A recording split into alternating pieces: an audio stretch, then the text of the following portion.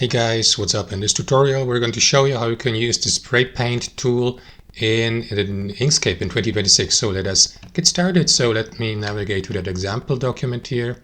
And as you can see, the cursor is already indicating the spray tool. If you don't find it, guys, you will find it at the bottom or almost at the bottom of that left tool panel here, spray tool. You may also use the shortcut A for that.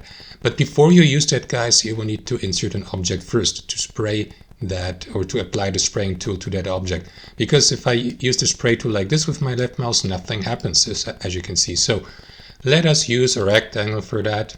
Let me insert a rectangle like this with, let's say, a fill color like that, and now navigate to the spray tool, and that is going to allow you to spray the object. As you can see, hold your left mouse and yeah, you can, as you can see, spray in the selected object all across your canvas, and once you release your left mouse, the spraying will be done. And that's how it works in 2026, guys. Thanks for watching and have a wonderful day.